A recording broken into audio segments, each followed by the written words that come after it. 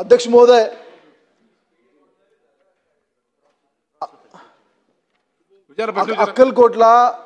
अक्कलकोट स्वामी समर्थांचा तीर्थक्षेत्र आहे। एक भव्य बस स्टँड तिथं या महायुतीच्या सरकारच्या माध्यमातून होत आहे। पण नुकतंच त्या ठिकाणी काही लोकांनी बस स्टँडला लागून बस स्टँडच्या मधोमध पाठीमागच्या बाजूने रस्ता मागणी केलेली आहे। स्थानिक वृत्तपत्रातून अशी माहिती मिळाली की एक माणूस उपोषणाला बसला होता। त्या उपोषणाच्या आधारे माननीय मंत्री महोदयांनी अशा सूचना दिल्या आहेत की तिथून त्या कंपाऊंड वॉलला पायवाट द्यायचं। वास्तविक पाहता दुसरा मोठा रस्ता असताना माझं मंत्री महोदयांना स्पेसिफिक प्रश्न आहे, बाजूला 2 मिनिटावर मोठी बस जाईल एवढा मोठा रस्ता असताना सुद्धा माननीय मंत्री महोदयांनी हा रस्ता द्यायच्या सूचना केलेल्या आहेत का?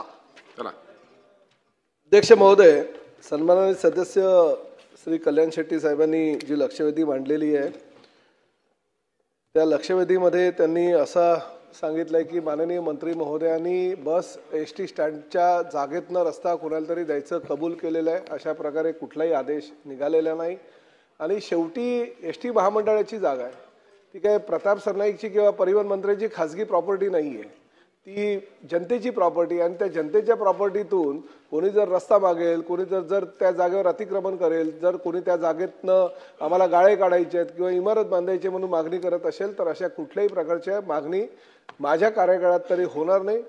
सन्माननीय सदस्यांनी या सभागृहामध्ये जे मी निवेदन दिलेलं आहे त्या निवेदनामध्ये सुद्धा स्पष्टपणे सांगितलेलं आहे की अशा प्रकारे आमच्याकडे कुठली मागणी आलेली नाही आणि आली तरी आम्ही ती फेटाळून लावू। अध्यक्ष महोदय, ठीक आहे, माझं मंत्री महोदयांचं खूप खूप धन्यवाद। एक चांगला निर्णय त्यांनी आज सांगितलेला आहे। मला मंत्री महोदयांना माझी आता एवढीच विनंती आहे की प्रारूप आराखड्यानुसार त्वरित बांधकाम करण्याच्या सूचना मंत्री महोदय देतील का? अध्यक्ष महोदय, सद्यस्थितीमध्ये ह्या प्रवाशांकरता तात्पुरते पत्र्याचे 12 फलाटांचे बसस्थानक बांधण्यात आले असून सदर ठिकाणावरून वाहतूक सुरू आहे।